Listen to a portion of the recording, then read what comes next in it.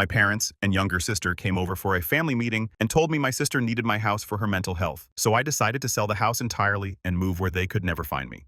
I 31 male need to share the story because I'm still processing what just happened. And honestly, I need to know if I've completely lost my mind or if this was the most brilliant thing I've ever done. For context, I'm a software engineer who bought my first house 2 years ago. Nothing fancy, a modest 3-bedroom place in a decent neighborhood about 40 minutes from my parents' house. I was proud of this achievement, especially since I'd saved for years while watching my younger sister Michelle, 24 female, bounce between apartments, jobs, and various life crises. Michelle has always been the family's golden child. When she dropped out of college twice, my parents, Patricia, 57 female, and Robert, 59 male, said she was finding herself. When she quit 6 jobs in 2 years, they called her selective about her environment. When she moved back home for the 4th time, they said she needed emotional support during a difficult transition. Meanwhile, I worked 2 jobs through college, graduated with honors, and never asked for a dime after turning 18. But that's ancient history, right? 3 weeks ago, my parents called a family meeting at my house. They'd been doing this more frequently since I bought the place, always finding reasons to discuss family matters in my living room rather than their own home. I should have seen the red flags when they insisted Michelle needed to be there too. They arrived with Michelle, who immediately started commenting on my house.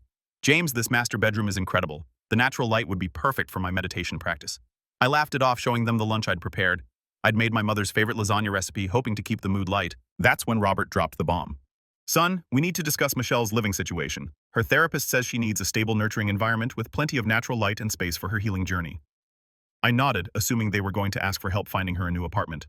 I was wrong. Patricia jumped in. "We've been thinking, and that master bedroom of yours would be perfect for Michelle's needs. You could easily take the smaller guest room. You're hardly home anyway with your work schedule." I actually laughed. "You're joking, right?" They weren't joking. Robert's face turned serious. "James, family helps family.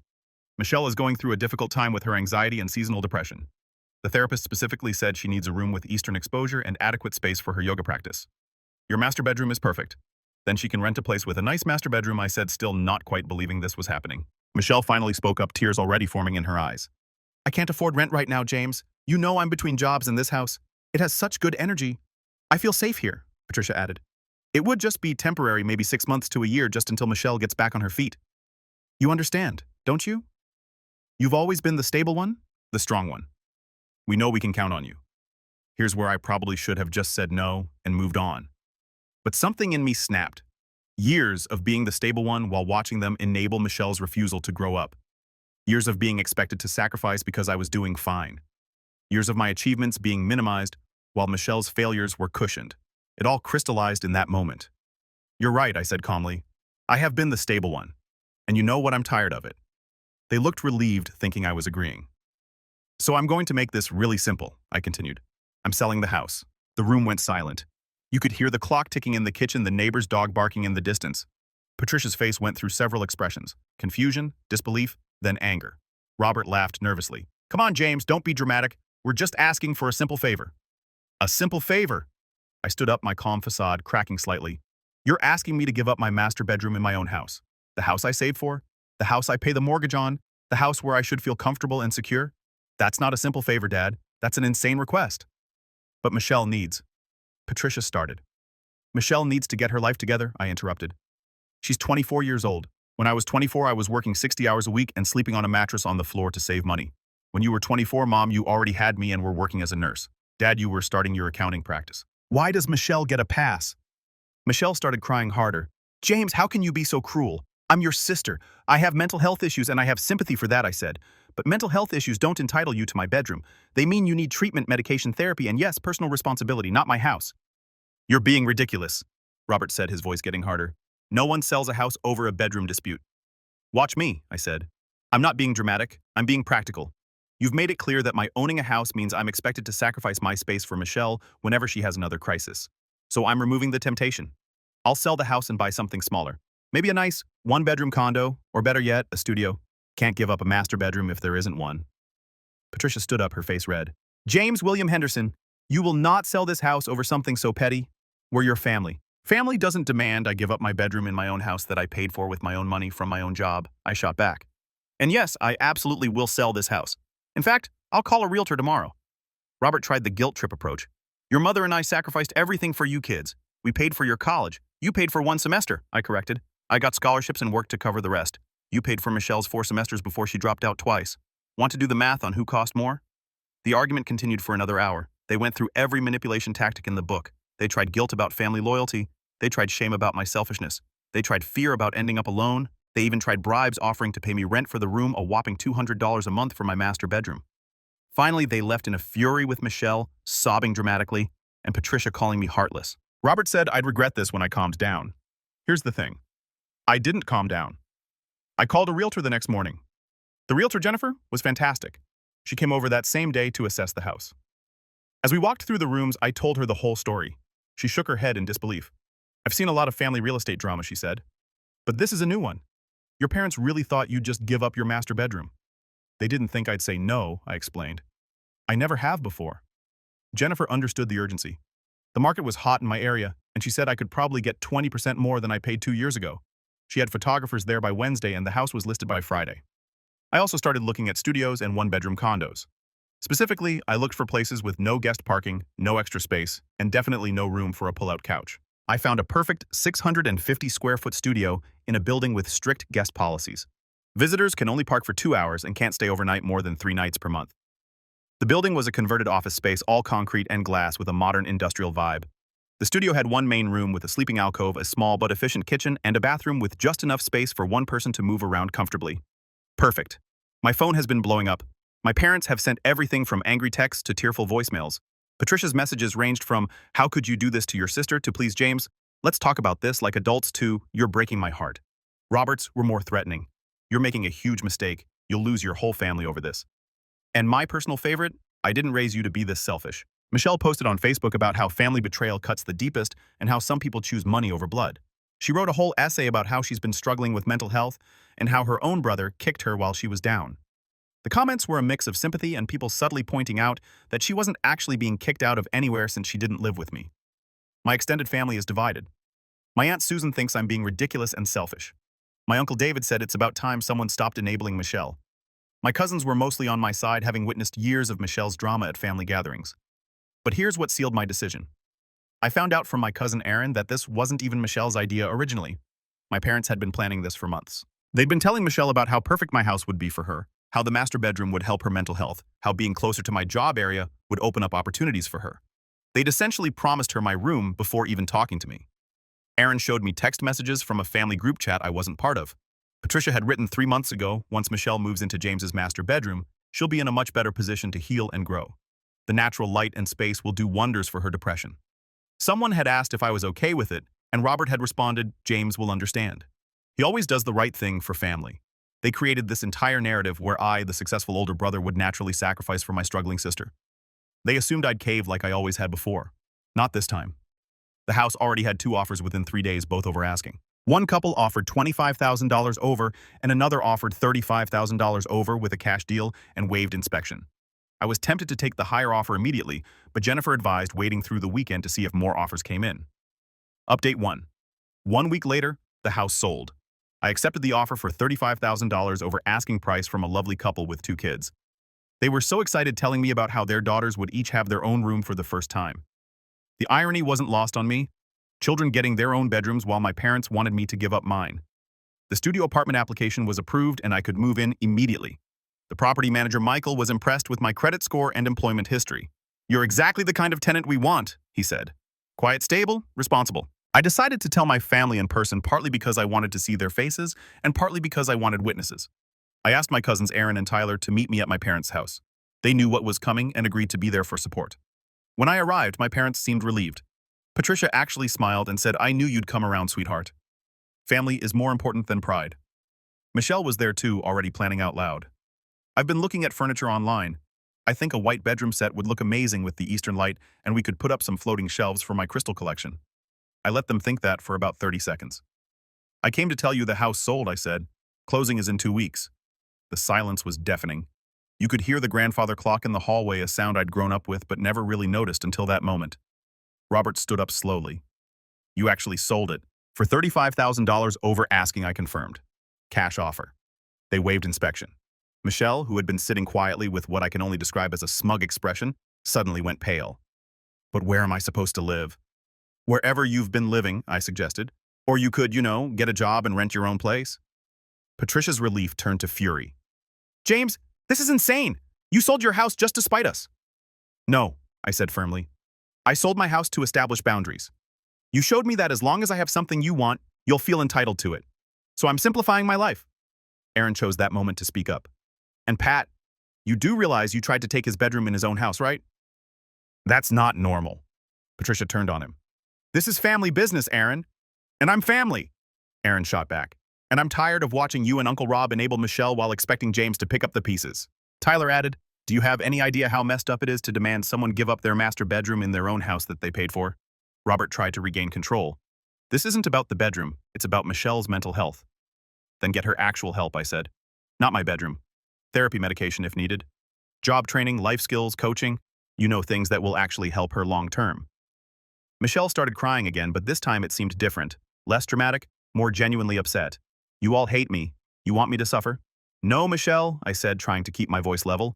We want you to grow up. You're 24. By your age, I was working full-time and saving for a house. You can't even hold a job for 6 months. Not everyone is perfect like you, she screamed. I'm not perfect. I just take responsibility for my life. You should try it sometime. That's when things got really ugly. Michelle started throwing things, couch pillows at first, then a vase that had been on the coffee table. It shattered against the wall, and Patricia screamed. This is what you've done, Patricia yelled at me. You've destroyed this family. No, Tyler said firmly. Michelle throwing a tantrum like a toddler is what's destroying this family. James selling his house to avoid being manipulated is just self-preservation. Robert tried one more time. James, please let's think about this rationally. You're losing money on realtor fees, closing costs, moving expenses all over a bedroom. It's not about a bedroom, I said. It's about respect. It's about boundaries. It's about 24 years of watching you both enable Michelle to the point where she thinks she's entitled to my house. My actual house. I stood to leave but turned back at the door. Oh, and my new place. It's a studio, 650 square feet. No guest room, no couch, barely enough room for me. The building has a 2-hour visitor parking limit, and overnight guests are limited to 3 nights per month. So even if you wanted to visit, you couldn't stay. Patricia started sobbing. You're cutting us off, your own family. I'm not cutting you off, I said. I'm just making sure you can't take advantage of me anymore. There's a difference. The last thing I heard as I left was Robert saying he'll regret this when he's alone with no family. Aaron and Tyler left with me. We went to a bar, and they told me stories I'd never heard about times my parents had tried to guilt them into helping Michelle, lending her money. She never paid back, giving her furniture she later sold covering her rent when she couldn't work because of stress. Remember when she convinced Grandma to co-sign on that car, Aaron said, then stopped making payments after 3 months. Grandma almost lost her house. Tyler added Uncle Rob had to pay it off to save her credit. Turns out, I wasn't the only one fed up. I was just the first one to go nuclear. Update 2, moving day. The moving truck came on Thursday. I'd hired professional movers, not wanting to deal with the drama of asking friends to help. As I watched them load my furniture, I felt a strange mix of sadness and relief. My neighbor Nancy came over to say goodbye. I heard you're moving. We'll miss you. I told her a simplified version of the story, and she shook her head. Good for you, James. Sometimes you have to protect yourself, even from family. The movers were efficient, and within 4 hours my entire life was packed into a truck. The house looked so empty, but also full of potential for its new family. I did a final walkthrough, remembering all the work I'd put into the place. I'd refinished the hardwood floors myself, spent weekends painting every room, upgraded the kitchen appliances one by one as I could afford them. This house had been my pride and joy, my symbol of making it on my own, and I was walking away from it to prove a point. Was I crazy? My phone buzzed. It was a text from Jennifer, my realtor. The buyers are so excited. They wanted me to thank you again for accepting their offer. This house is going to change their lives. No, I wasn't crazy. I was passing my house on to a family who would appreciate it, not treat it as something they were entitled to. The studio was a dramatic change. When the movers arrived, they actually laughed. You sure all this is going to fit, one asked? It didn't. I had to make quick decisions about what to keep and what to donate. The dining table gone, the guest bedroom furniture donated, the oversized sectional sofa replaced with a simple 2-seater. By evening, I was alone in my new space. It was tiny, but it was mine. Every single inch of it was mine, and no one could demand I give it up. I ordered pizza and ate it sitting on the floor, looking out my single window at the city lights. My phone had been silent for hours. Apparently, my family had finally run out of things to say. Then around 10 p.m., I got a call from an unknown number. It was Michelle's best friend, Stephanie. James, I'm sorry to call so late, but I'm worried about Michelle. She's been drinking and talking about doing something stupid. My heart sank. Despite everything, she was still my sister. What kind of stupid, I asked. She keeps saying everyone would be better off without her. I think she needs help. I gave Stephanie the number for the mental health crisis line, and told her to call emergency services if Michelle seemed like an immediate danger to herself. Then I called Robert. "Your daughter is in crisis," I said without preamble. "Her friend Stephanie is with her. This is exactly why she needs professional help, not my bedroom." Robert was silent for a moment. "Is she okay? I don't know, but this is what happens when you enable someone instead of getting them help. She doesn't know how to cope with disappointment because you've never let her experience it." "This is your fault," he said weakly. "No, Dad. This is the result of 24 years of your parenting choices. Get her help. Real help, not a new bedroom." I hung up and spent the night anxiously waiting for updates. Finally, around 2 a.m., Aaron texted me. "Michelle is okay. They took her to the hospital for evaluation. She admitted she wasn't really going to hurt herself, just wanted attention. Even in crisis, she was manipulating." Update 3, 2 weeks later. The closing went smoothly. The buyers were lovely people, the Johnsons, with 2 daughters aged 8 and 10. They were so grateful, telling me how they'd been looking for a house in this school district for years. "The girls are already fighting over who gets which room," Mrs. Johnson laughed. "But it's a good problem to have." I signed the papers with no regrets. The fallout from Michelle's crisis had been interesting. The hospital had kept her for 72 hours of observation and concluded that while she had anxiety and depression, she wasn't actively suicidal. They'd recommended intensive outpatient therapy and medication management. Robert and Patricia had been forced to confront some hard truths during family sessions at the hospital. The social worker had apparently been very direct about how their enabling had contributed to Michelle's inability to cope with normal life stresses. According to Aaron, who heard from his mom, who heard from Patricia, the social worker had said, "Your daughter has never had to develop coping skills because you've always rescued her. She threatens self-harm not because she's truly suicidal, but because she's learned it gets her what she wants. This is learned behavior, and it needs to stop." Patricia had apparently broken down crying, realizing how their help had actually hurt Michelle. But the real shock came a few days after the closing. Robert called me. "James," he said, his voice tired, "I owe you an apology." I nearly dropped my phone. "I've been looking at our finances," he continued. "We've spent almost $40,000 on Michelle in the last 3 years. That doesn't even count the smaller stuff. Groceries, gas money, cell phone bills. Your mother and I are going to have to delay retirement because of it." "I'm sorry to hear that," I said, and I meant it. "The worst part is, she's no better off than she was 3 years ago. Actually, she's worse. She can't hold a job, can't keep an apartment, can't manage basic adult tasks. And we did that to her." "Dad? No. Let me finish. When you bought your house, I was proud of you. So proud. You did everything right, worked hard, saved money, made smart choices, and then we tried to take it from you to give to Michelle, who's done nothing to earn it. That was wrong. I see that now." "Thank you for saying that," I said quietly. "Your mother, she's having a harder time accepting it. She still thinks we just need to support Michelle a little more, help her get on her feet. But I'm done. I told Michelle she has 30 days to get a job or she's out. Really. Really, and I mean it this time. The social worker gave us resources, job training programs, mental health services, even transitional housing if needed. It's time for Michelle to sink or swim." "I hope she swims," I said. "Me too," Robert said. "Your studio? Are you happy there?" "Very happy," I said. "It's small, but it's perfect for me." "Good, that's good." We ended the call on a surprisingly positive note. It felt like progress. Update 4. 1 month later, Michelle got a job. I couldn't believe it when Aaron told me. She was working at a coffee shop downtown. Full-time minimum wage plus tips. She'd been there 2 weeks and hadn't quit yet. "She actually seems to like it," Aaron said. "I stopped by yesterday and she was chatting with customers, making drinks, seeming almost normal." The ultimatum from Robert had worked. Faced with the real possibility of homelessness, Michelle had applied for dozens of jobs and taken the first one offered.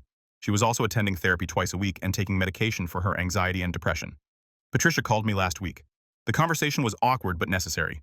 "I'm sorry," she said without preamble. "I was wrong. We were wrong."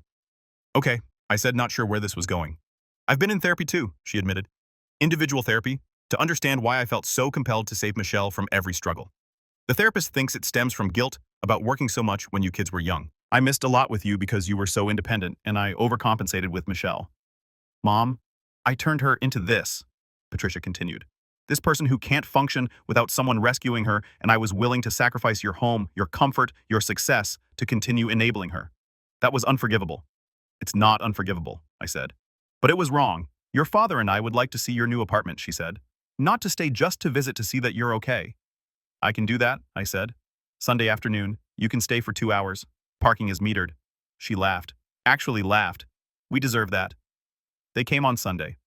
Both of them were shocked by how small the studio was, but they were polite about it. "It's very efficient," Patricia said. "It's exactly what I need," I said. Robert looked around at my minimalist setup. "You really got rid of everything. Everything that didn't fit. It's actually been liberating. I realize now how much stuff I had just because I had space for it. We had coffee and talked. Not about Michelle, not about the house, just normal conversation. It was nice. As they were leaving, Patricia hugged me. I'm proud of you, she said, for standing up for yourself, for not letting us bully you, for being stronger than I taught you to be. Thanks, Mom. After they left, I sat in my tiny apartment and felt something I hadn't felt in years. Peace. No drama waiting to explode, no guilt about not doing enough, no anxiety about what crisis would come next. My phone buzzed. It was Michelle. Can we talk? The text read. Final update. 2 months later, Michelle and I met at a neutral location, a park halfway between her coffee shop and my apartment. She looked different, tired, but in a good way, like someone who'd been working instead of someone who'd been crying. I wanted to apologize, she started. Like really apologize. Not the fake apologies I used to do to get what I wanted. I stayed quiet, letting her talk.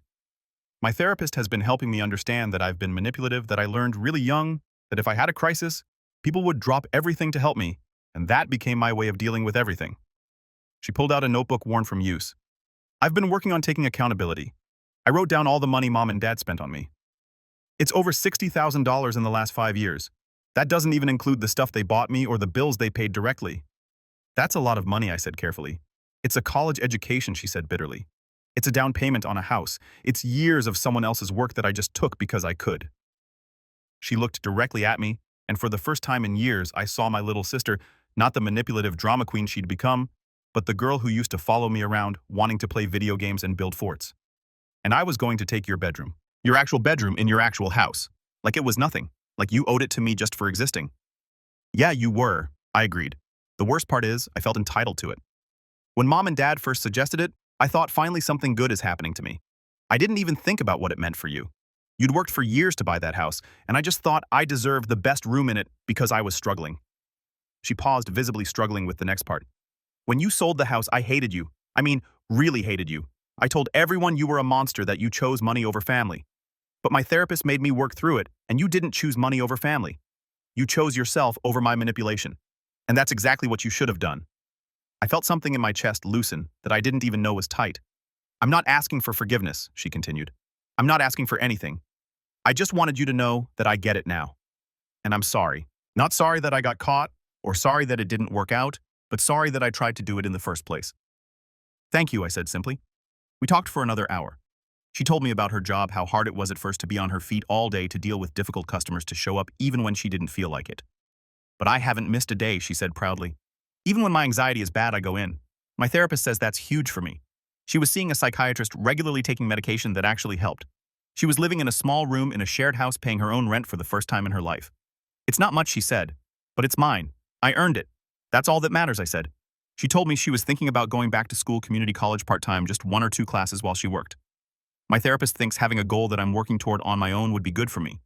That sounds like a great idea, I said, meaning it. I might study accounting, she said with a small smile. Dad's been teaching me about budgeting and financial planning. Turns out I'm not bad with numbers when I actually try. As we were leaving, she said, your studio apartment sounds really nice. Small but nice. It is, I agreed. Good, she said. You deserve a space that's just yours. Everyone does.